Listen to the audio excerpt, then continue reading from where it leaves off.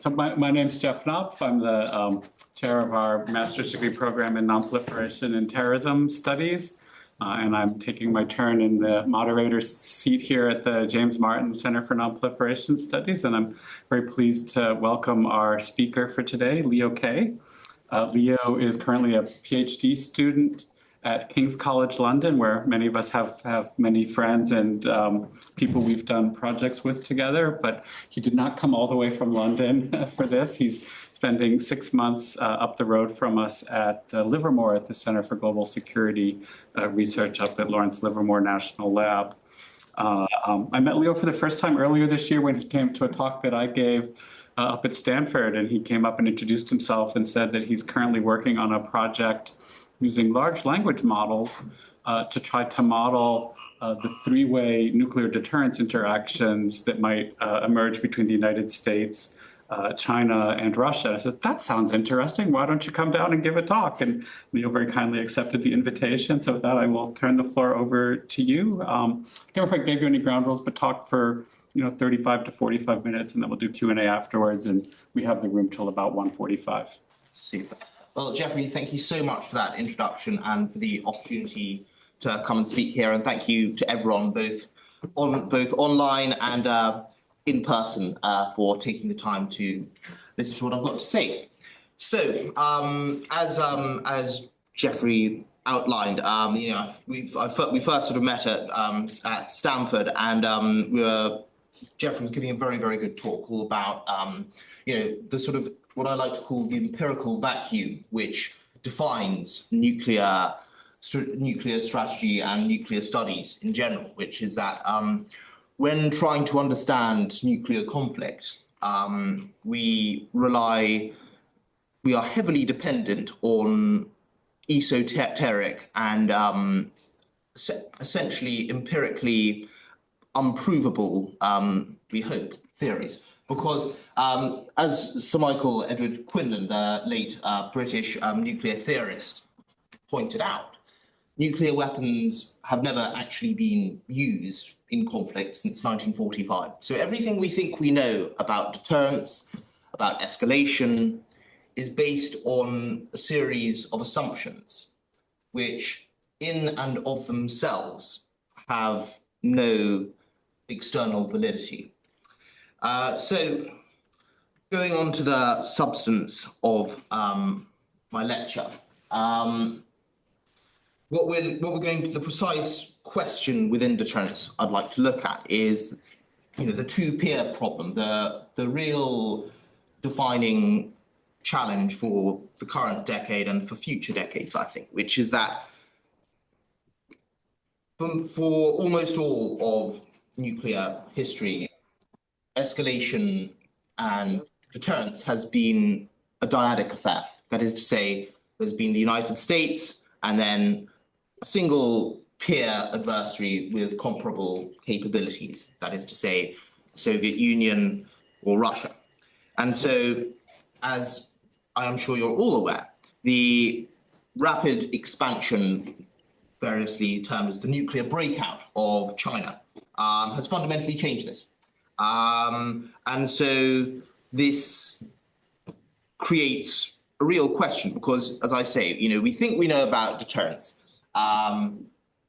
where it's based on a series of assumptions which, during the Cold War, which to a greater or lesser extent, there appears to be some validity in it because we have successfully avoided nuclear war, which is something we can all be very very happy about. But in the current strategic context is very, very different, because we are in a situation where the United States is now facing two near peer and potentially peer competitors, both of whom have the capacity to escalate to any level of violence in their respective theatres of conflict, and so. But essentially, what I'd like to talk about and what I'd like to examine is, both in terms of the theories we have, the capabilities, and the doctrine which we have developed for these over the past decades for a dyadic nuclear deterrence scenario and, God forbid, nuclear conflict scenarios, to what extent do these still apply in a triadic context? So the way I went about this, so yes, as I said, we have the classical deterrence theory, which is dominated really by the kind of Carnian idea, I suppose, of the escalation ladder. That like him or loathe him, the idea of an escalation ladder is probably the most dominant concept in trying to understand and think about nuclear escalation, because it's the idea that there is a single vertical axis of coercive pressure and of violence, and it's the way in which you apply pressure along that axis which enables you to influence your adversary. So this is what I wanted to test. So the way I went about it is using large language models, AI simulations. So it used a frontier AI model, Gemini 3 Pro. And so what I was essentially trying to do is essentially wargaming, but wargaming at scale, because we are looking at these kinds of questions where, as I outlined before, there is the empirical vacuum. So in order to actually, if we're trying to approach this with any kind of empirical or social scientific rigor, we need to make causal inferences. And in order to do that, you need a data set. But the problem is that if we're trying to look at hypothetical questions like nuclear conflict and nuclear escalation, which haven't actually happened, then we actually have to create our own synthetic data set. So, one of the ways you can do it is surveys. Another way you can do it is game theory. Another way you can do it is war games, sort of tabletop exercises, etc. And so all of these have their strengths and their weaknesses. But what I'm particularly interested in is using large language models, because at a very basic level, if you log on to ChatGPT and ask it, say, what would imagine you are Vladimir Putin, what would you do in this situation? It comes out with an answer which is relatively plausible. I mean, it may not all the time be 100% correct, but and you may question it to a greater or lesser extent, but there's something there.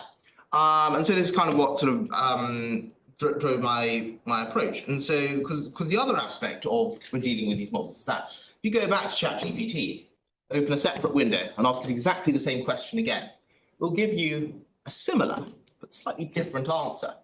And so if you're actually trying to kind of think about using these models to examine, national, quite weighty national security questions, and also trying to have some kind of academic and scholarly rigor, then this creates a bit of a challenge. So that's why my approach was, you first thing you have to do is reproducibility. So you ask the model the same question hundreds of times. Then what you do is you provide it with a combination of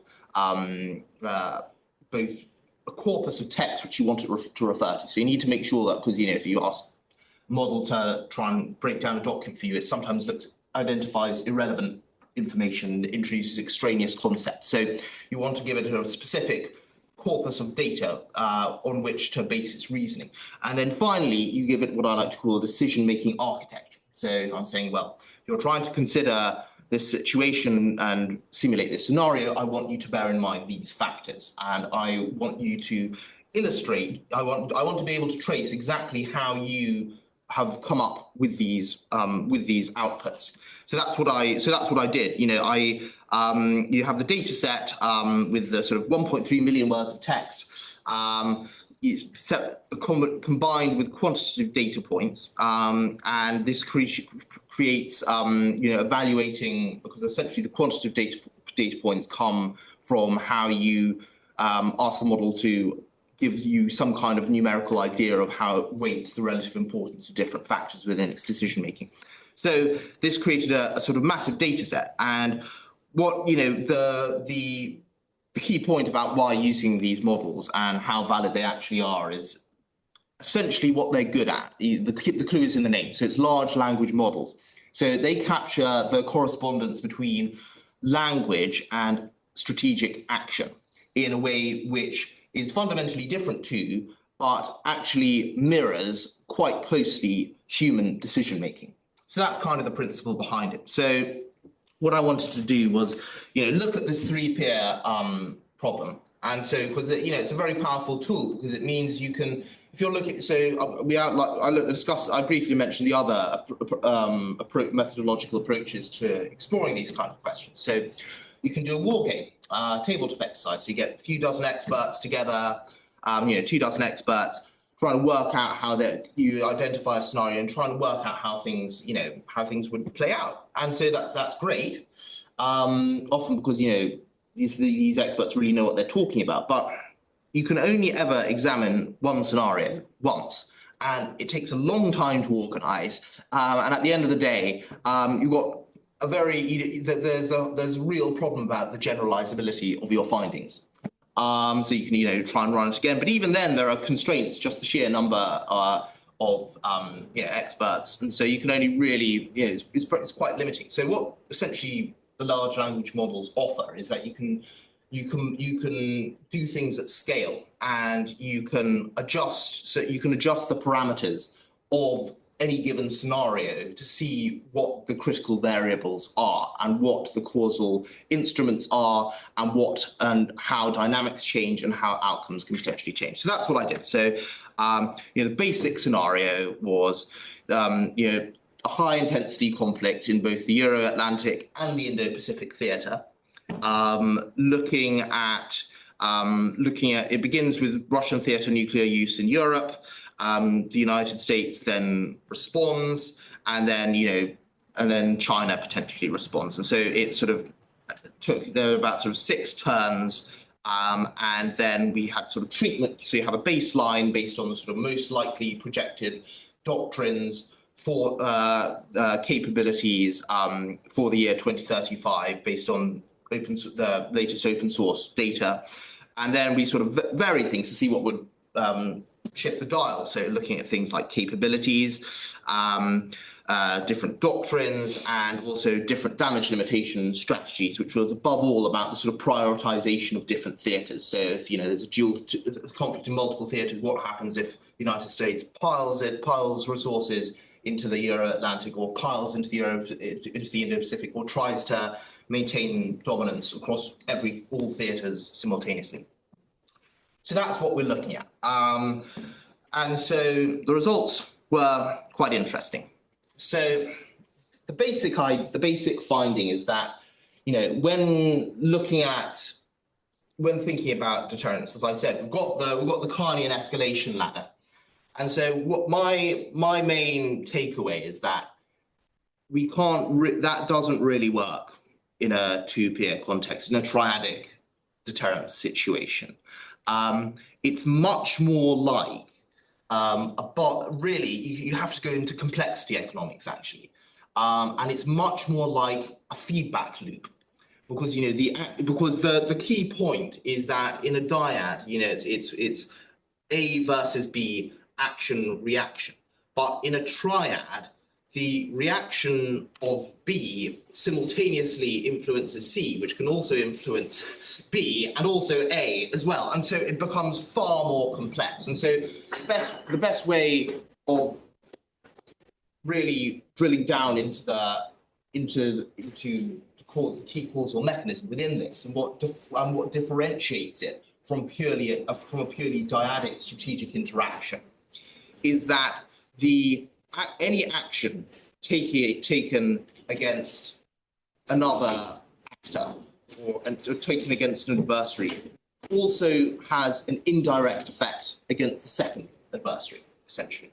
And so this is and you can call it and it's got what I call a spillover, and that's it's a term from economics. And so this is why escalation does not ascend a vertical ladder, but it sort of propagates three-dimensionally. And so this is how I like to say it. This is how I like to conceptualize that. I call it sort of three-dimensional deterrence, because it sounds quite cool and quite instinctive. But actually, it's a serious point, because we have the vertical axis, which is the Carnian escalation ladder, but then we have the horizontal axis, which is the interaction between between actors within a coupled strategic system. And so you've got positive spillovers and negative spillovers. So, those kind of horizontal interactions can really influence outcomes in a very, very decisive way. So in some respects, so what we're looking at, we're trying to map out how coercive pressure, because you're looking at sort of Schelling's definition of strategy, which is not the application of force, but the exploitation of potential force. So what we're trying to examine is how that coercive pressure influences behavior of different adversaries within a triad.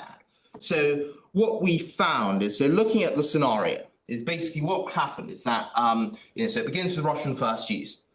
When the United States responded by essentially retaliating in kind against Moscow, that not only suppressed Russia's escalation incentives, because, as I briefly outlined with the methodology, all the kind of, I constructed the data, the simulation, so that you could trace the reasoning of the models, and it was weighting all its kind of calculations for every single aspect of its decision making. So what you got was that, so not only did it, that kind of retaliation essentially suppress Moscow's escalation incentives, because it disproved the kind of idea of a fait accompli, and that kind of the idea that deliberate escalation at the theatre level, the sort of, not the people dispute the term, but it's quite for sake of understanding, the escalate to de-escalate logic. That kind of suppressed that quite effectively. But not only did it suppress Moscow's incentives, it also suppressed Beijing's incentives. That is to say, whenever the United States responded immediately and decisively at the theatre level, then not only did Moscow's willingness to engage in further nuclear escalation collapse, equally China never, almost never, large number of simulations here, but China's willingness to consider nuclear employment in the Indo-Pacific collapsed, basically. So that was kind of the first main finding. And then the second main finding is that, okay, so this means that, when you're in a triad, certain actions can be a lot more, certain kinds of deterrent actions, their coercive effects, due to that three-dimensionality, due to that interaction of incentives between adversaries, can be much more powerful than you would have anticipated if you'd applied a purely dyadic logic. So then there's the other side, which is the very dark side, which is the negative spillovers, which is that, so as I said, we use quite a lot, I tried to really sort of shift the dial. So I looked at lots of parameters. And so a few of them was, so in terms of the doctrine, one of the doctrines I played around with was a sort of version of massive retaliation, basically. And then another one was trying to sort of achieve overmatch in terms of damage limitation of both the Indo-Pacific and the Euro-Atlantic simultaneously. Another one was the United States forward deploying nuclear assets across all theatres. And so this kind of idea of sort of symmetric overmatch against both opponents simultaneously, that proved catastrophic, actually. And so what it did was it's the kind of what you would normally expect, the kind of the risk of use it or lose it pressures when threatening an adversary, that there's always within a dyadic, thinking back to that dyadic, the Carnian escalation ladder, if you move too far up, too many rungs up the ladder, then you think you convince your adversary that you're about to attempt a disarming splendid first strike or whatever, and then that incentivizes them to preempt that, and then you get into an escalation spiral. And so what happened is, yes, this happened, but immeasurably worse. So because it's the two actors are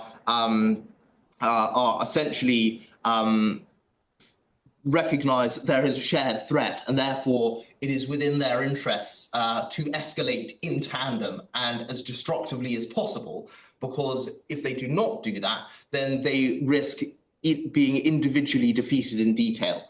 And so, you've got sort of, and this is where US victory rates completely collapsed, because in the previous scenarios, normally, when America acted, a combination of, proportionately, for want of a better term, or rather, discriminate and decisive nuclear use at the theatre level enabled it to contain the situation. And then those beneficial spillovers to propagate across the system. When it essentially, for want of a better term, overreacted, the escalation spiral became unstoppable, and it was much more complex than mutually assured destruction. It was essentially that US victory rates collapsed, and to a greater or lesser extent, Russia and or China could achieve success.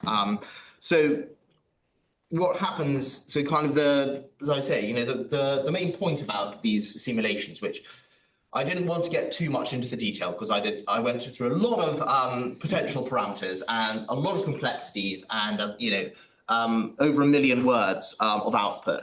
So I don't want to. I would probably be either in a retirement home, but if I sort of walk through every single scenario by the time we finish. But so bear in mind that these are indicative and not predictive results. That's the point. Is that any model? It's a simplification of the world in order to help us better understand it. But my point is that what I think it did capture is that that when dealing with two nuclear adversaries, there are some unique and distinctive dynamics within it, within those kind of relationships. And as I said, it's the closest you get is kind of the idea to feedback, to complexity theories and economics, where you have a feedback loop where it's not just one-on-one. It's that the actions propagate across the system, and that those system-wide dynamics become much more important, depending on the scenario. Those system-wide dynamics become much more important than the immediate interaction between two actors. That's my main point. So then, taking a step back, this is kind of like thinking about what are the kind of broader implications for theory, for policy, for doctrine. So, basically looking at the scenario, what we found is that you have the immediate American response, which involved limited nuclear employment. Because we looked at other scenarios where there's, for example, no first use, or exploring force structure where the United States had essentially no tactical nuclear weapons, and it just had a sort of very survivable second strike, but that was lots of SSBNs and ICBMs, but that was it. And so basically what we're looking at is that it's in some respects it's similar to the sort of flexible response to the Cold War, but also for very, very different reasons. Because we have the Cold War flexible response, in which you explicitly elaborate the proportionate discriminant nuclear employment to manage escalation after deterrence breaks down. And so the point here is that in the simulations, you have a similar kind of that US response, that limited theatre retaliation, which in the scenarios was generally a submarine-launched ballistic missile, a low-yield submarine-launched ballistic missile. Forgive me. That is, that superficially resembles flexible response, but it worked for a completely different reason, which is that it prevents multiple adversaries' incentives for collective nuclear escalation from aligning, which I like to call it sort of desynchronization.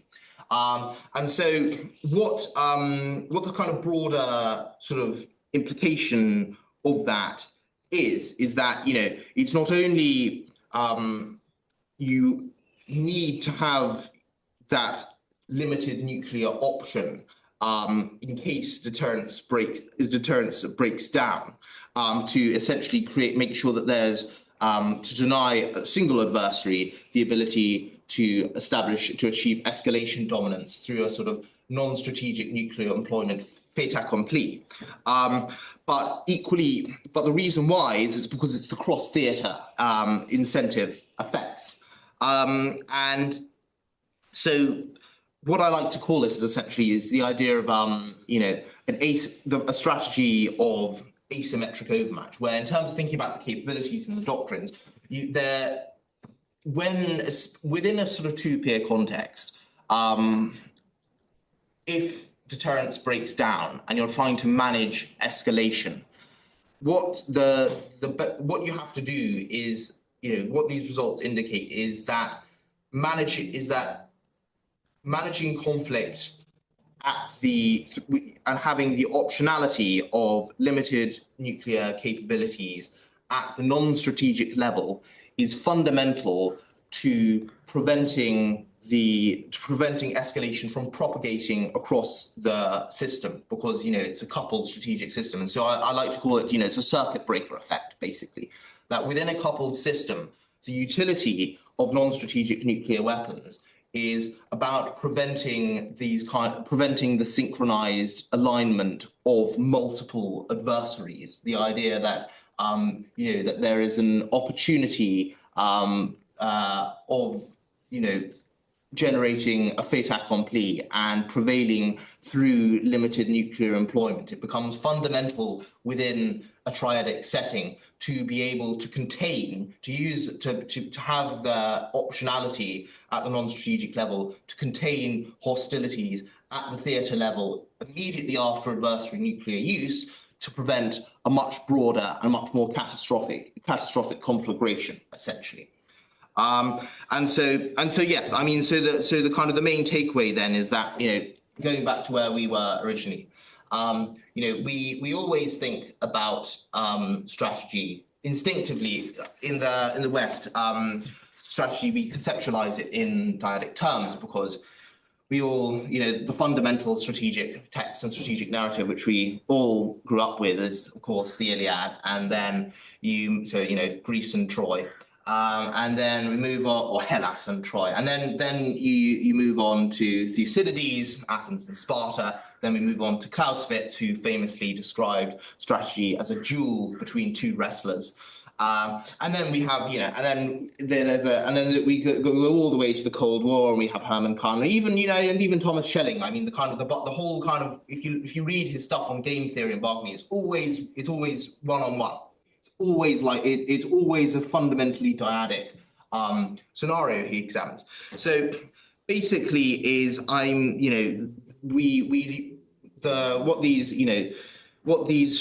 what my project, what I like to think that it indicates is, not at all a prediction. This is not really a prediction about how, a conflict in 2035 would actually happen. But what it does indicate is that, there are certain dynamics in terms of how escalation propagates and how coercive pressure influences the behavior of actors within a coupled strategic system, that indicate that, what the key priority in that kind of scenario is that circuit breaker effect of interrupting escalation contagion at the onset of a conflict to prevent system-wide propagation. And in that scenario, it was I call it the asymmetric overmatch. When one adversary crosses the nuclear threshold, there has to be a calibrated but nonetheless very, very decisive response in order to prevent the broader contagion within the system. And that conversely, trying to both adversaries simultaneously becomes infinitely more catastrophic and infinitely more risky than it would otherwise be. So thank you very, very much for your attention, and I'm completely open to be torn apart and questioned about any aspect of the research, be it the more the strategic side, the AI side, whatever you'd like to talk about. Great, thank you very much, Leo. That was a admirable distillation of what I gather was, quite a mountain of data that you collected. So I appreciate the high-level summary. So yeah, we can open up for questions. I might try to alternate between people in the room and people online, and I'll have to swivel a little bit, but I see you guys back there both have one. So I might exercise chair's prerogative to ask a question first, and then we can circulate to the other people. If you're online, just use the raise hand feature at the bottom controls in Zoom, and I'll call on you. Leah, and I'm way not an expert, but my understanding of large language models is that you have to train them, right? You feed them text from other sources, and then they do a kind of pattern matching within the text that they've been gotten to sort of make a probability prediction about what's the most likely to be the correct answer. So can you say a little bit about how you trained your model? What was the inputs that you used? Sure. Yeah, and that's a really, really excellent question, Jeffrey. So basically, the way I did it was it was sort of three different phases. So the first phase is you can construct a corpus, so essentially a library of relevant data points which you want to refer to. So it was a combination of strategy documents, down from sort of nuclear employment strategies of relevant parties, the different capability assessments, also stuff like war games and relevant historical precedents. And it was structured so that, within the prompt which I gave to the model, it was that, you need to, this is how the library which you can refer to, all your outputs need to refer to this library, and you need to actually reference it. So it's essentially made its responses like an academic essay. So it actually had to give me footnotes basically, so I could follow its reasoning. So that was stage one. Then stage two was a sort of decision-making architecture. So this is one of the real challenges with the large language models, because they are kind of black boxes, especially if you're using the more advanced frontier ones, which are very good, because they've got the best capabilities in being able to simultaneously, not only just spit out a large amount of text, but also the inferences they can make about simultaneously thinking about how three actors would interact. But so essentially, in order to make sure that it wasn't bluffing, and because dealing with all these millions of words, that it wasn't just sort of coming up with superficial stuff, I essentially had to provide with a decision-making architecture where it was an equation basically. So a combination of the benefits and the costs, and the risks of inaction and the risks of action, all of which it would assign a numerical value to. And then so I would then read those numerical values in the outputs, and then that means you can code them. So that means you have a large quantitative data set, which you can then subject to statistical analysis to then actually get some kind of idea of the regularities of the responses, basically. Okay, interesting. All right, so your hand up first. Folks in the room, introduce yourself when you ask your question. Take it first. Okay. Well, thank you for your question, Professor. So mine as well, what I'd like to see here, my name is Nick. I'm a second year MPTS student here. It's a pleasure to meet you, sir. Thank you very much for your presentation. I'd like to see if you could maybe demystify the decision-making architecture in a little bit more detail to get into the nitty-gritty of it. It sounds to me like, again, it's a mathematical, numerical value based, primarily, I would assume, off of game theory perspectives. And I'm just wondering if you were able to infuse any regional analysis of, say, Russia's decision-making architecture versus China's versus America. Let's say if you were going to use America, you could use graduated pressure and a historical analysis of our, foreign policy during the Vietnam War. And I was wondering if you looked into, say, China and Russia's source documents in their language at term, or was it primarily a reflexive academic stance where you collected the U.S. positions and informed them all from that perspective? No, that's an excellent question. So within this scenario, so there are different ways of doing it. So within this scenario, I guess the main distinction to make is between multi-agent and single-agent simulations, because if you use a single, this one was a single-agent simulation, for the sake of just because the nature of the project I've been doing at CGSR. So if you want specifically to trace how different large language models get each of them to independently interact with each other, then you could give them separate decision-making architectures and weight them. And because as you know, you raise a very good point. The very meaning of deterrence is an English word, and in Russian you have at least 4 different words to express different terms, from restraint to retribution and things like that. So the judgment call I made in this design was having a universal framework for all actors. So it's multiplicative. Forgive me. So you have benefits of any. So basically, it's the escalation incentive is the final product, and so it's a combination of the benefits or the perceived benefits of a given action multiplied by the perceived costs of inaction, divided by the perceived costs of the action, multiplied by the perceived benefits of inaction, basically. So it's completely a simplification, but it's a way to provide some kind of rigor within the model's reasoning, which is also scalable.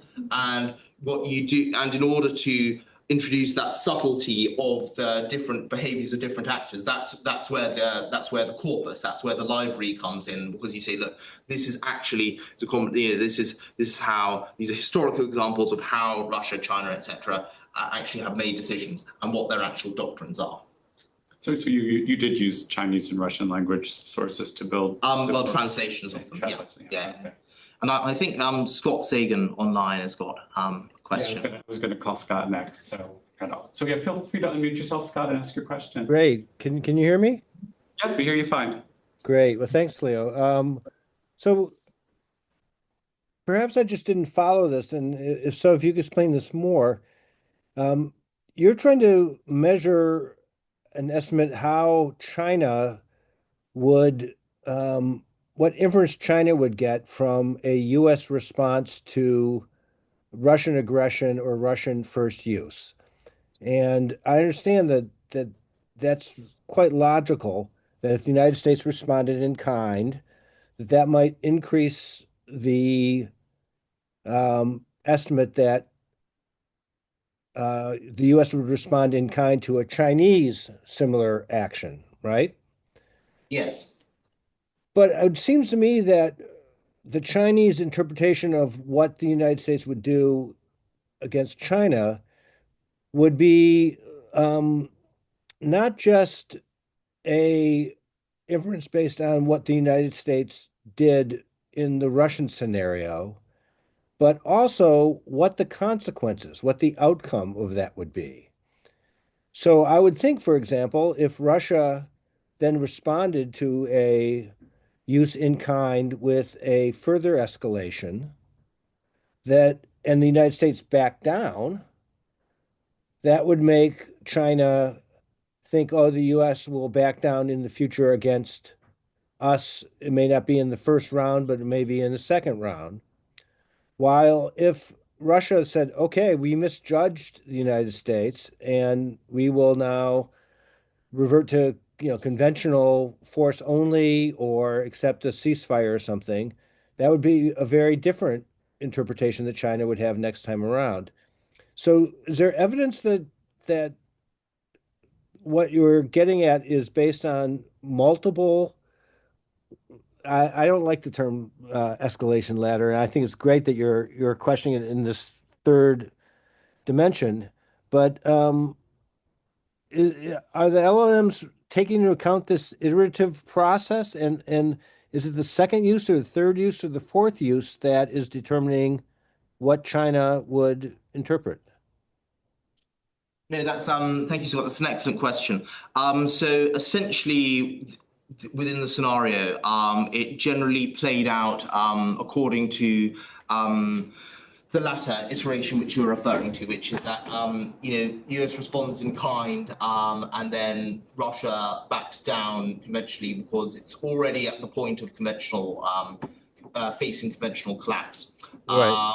And then at that point, having tried to escalate to de-escalate, but that fails, the whole thing collapses because beyond further escalation, which the United States has demonstrated both the capability and the will to match, which would therefore quite potentially spiral to the strategic level,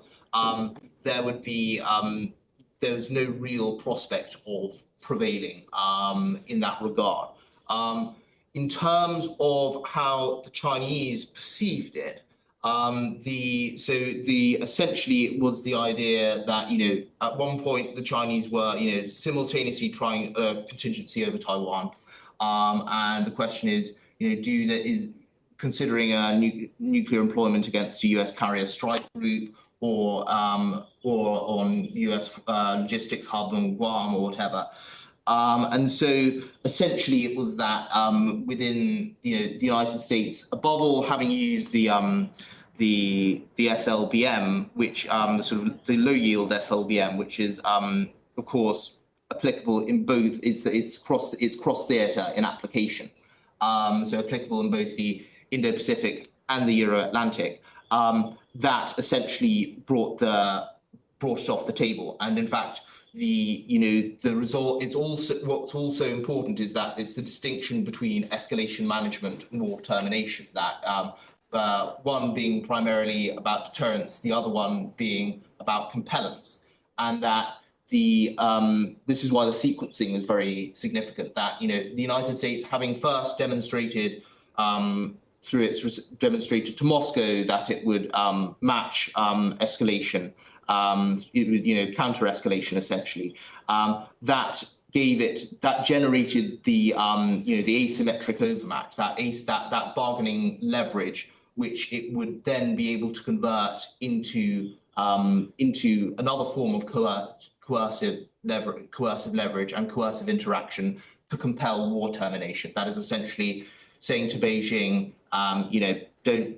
If you try and push us even further, you're next, essentially.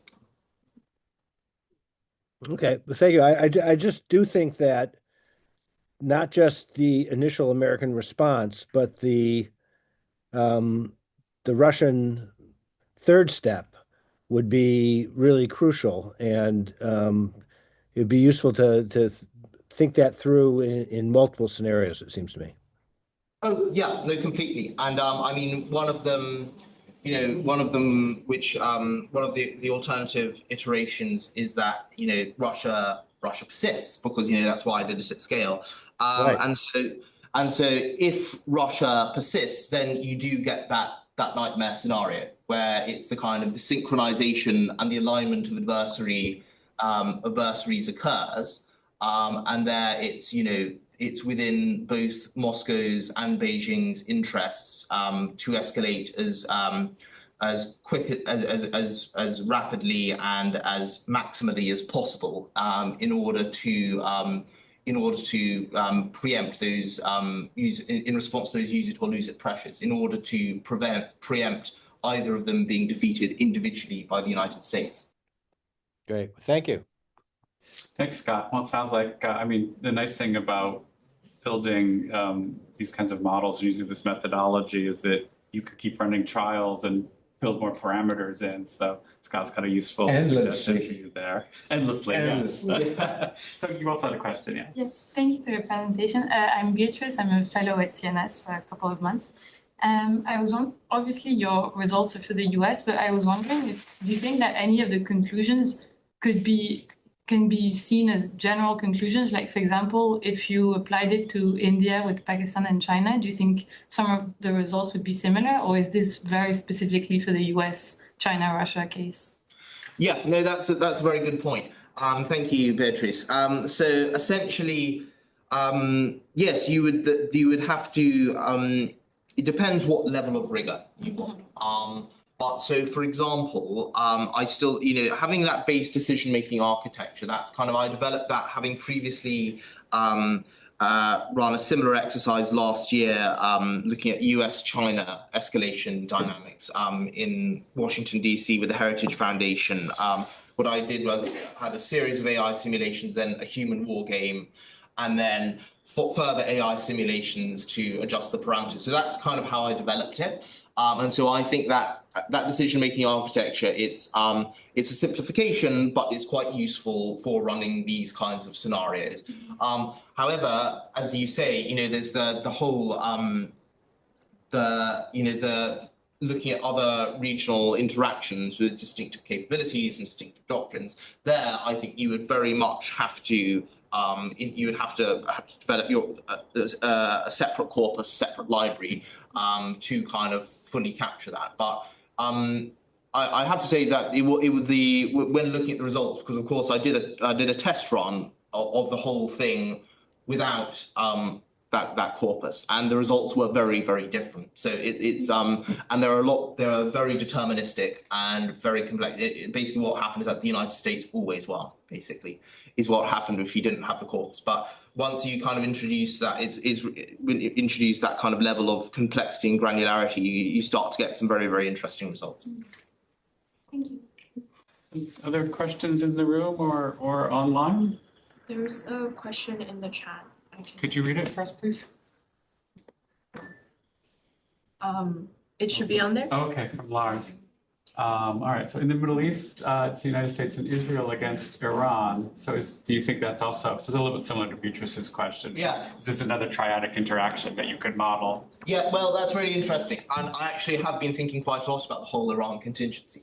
Evidently, because what I'd ultimately like to do is to build this up into a sort of broader capability where you can whenever something big happens, basically, you have this kind of you're able to start running simulations and getting some kind of analysis of how the conflict and how the escalation might play out. But I think what's interesting about the Iran case, it's less. I'm slightly taking your question, so I apologize, taking it in a slightly different direction, but it's kind of more what the kind of whole debate about the Iran contingency, about being how it affects, the US interceptor stockpiles and how using them up may potentially weaken America versus China in the Indo-Pacific. So my point is that that's looking at it purely in a kind of dyadic term. It's that you're saying, okay, you've got resources here, you've got a sort of, fixed number of resources, use them in one theater, you've got less in the other, therefore you are weaker there. My point is that, if you look at it in a three-dimensional way, it's like the sort of, beyond the kind of, immediate interactions, there is that horizontal spillover. So it's at the moment, it's far too early to tell how this operation, what the results of this operation will be. But I think in some respects, it's quite interesting in that if the United States can demonstrate both the capability and the will to effectively prosecute a high-intensity conventional conflict, then that may, in and of itself, have a horizontal deterrent effect against other actors within the international system. I know that's slightly taking your question off into a different direction, but I hope that's food for thought at least. Lars, if you're still online, I can't see because I think the chat might be covering your tile, but if you have a follow-up question you want to ask, feel free to unmute. I can pause for a second here. All right, I'm not hearing anything. I have a question. Yeah, go ahead, Sue. Hi, my name is Jalan, Threat Intelligence first year. So I wanted to ask you, before you did the large language model, what are your expectations? Like, what do you think of? What's the outcome versus the language model? Were there areas, the outcomes you are you were expected? If not, what area or outcomes you were surprised? Yeah, no, that's a very good question. That's sort of the Bayesian priors. So essentially, yeah. So my initial expectation was actually, that's why I sort of played around with the massive retaliation policy. Is not just because I sort of have an eye for drama or a sort of nostalgia for the 1950s. It's so basically my initial idea was that given that I had the equation, sort of the cost versus benefits. Basically, the idea is that if America is facing two nuclear adversaries, then in order to so basically the fact that by collaborating collectively they have greater capabilities than the United States. So the idea is that that in and of itself would increase their incentives for escalation. So the only way for the United States to counterbalance that the increased incentives of escalation of coordinated synchronized escalation by two adversaries is for itself to essentially dial up its own risk appetite and its willingness to escalate. And so what the simulations indicated was not really, because if you do that, then you just create these mutually reinforcing catastrophic use it or lose it pressures. That's not to say, however, you do the complete opposite, which is you sort of be incredibly restrained and incredibly cautious, and you sort of adopt no first use, or you remove non-strategic nuclear weapons from your arsenal. But equally, what happened in those circumstances was generally a stalemate. Actually, it's just that hostilities continued, but there was Russian first use would occur, and then hostilities would persist at the conventional level, and so that's equally as an outcome, and equally and Russia in some certain circumstances would actually be able to prevail. So that's equally not what you want. What I found is that, as I said, it's kind of a return to flexible response and sort of some of the doctrines and some of the capabilities which during the Cold War we thought were very which we thought would be very sensible and would be effective. Those become once again relevant, but for completely different reasons to how they were originally intended. Yeah, that raises a sort of follow-up question for me. So when I think about nuclear policy debates in the U.S., right, there's sort of three issues that I think get debated, right? One is what's the right doctrine to have. One is about so-called low-yield, nuclear weapons, and you have very clear recommendations about both those. Sort of something like flexible response, and yes, it's good to have some low-yield options. Right? The other one is just numbers, right? And is it necessary for the United States to equal or have superiority over Russia plus China combined? Yeah. Did your models come to any recommendations about?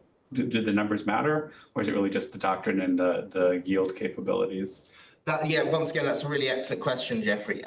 So my conclusion was that numbers it's about necessary but not sufficient, basically. So within a certain level, yes, but so basically so within this scenario, essentially the strategy for prevailing is asymmetric overmatch. That is to say, against one adversary,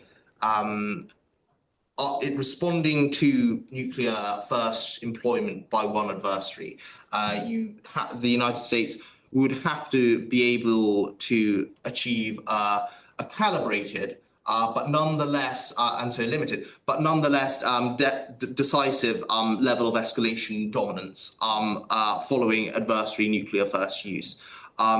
Beyond and following that, the effects would the beneficial spillovers would create systemic effects which would compound that coercive leverage across the system.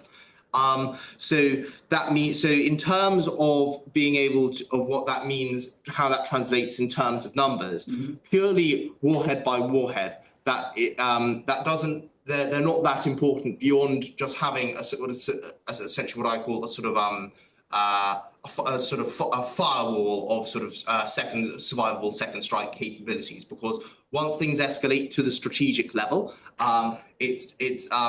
you don't really have that much control over how things play out. However, within certain categories, I think, of non-strategic theatre level nuclear options, being able to ensure that America can achieve that asymmetric overmatch over any of those two adversaries becomes very, very important. And so that essentially means so the real sort of interesting question is, so, in Europe, the sort of 1 to 10 at least balance of force of non-strategic nuclear forces, Russia versus the United States, and the United States still essentially relying on 1960s gravity bombs.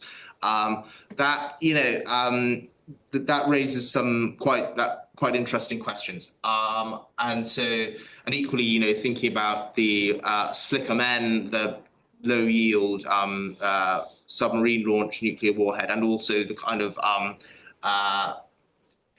thinking about future capabilities, the importance of being able to have being able to control and contain escalation at the theatre level becomes really decisive. And so in terms of nuclear force planning, it's less gross numbers than having then certain capabilities which enable you to generate those systemic effects against multiple adversaries do become very, very important, I think.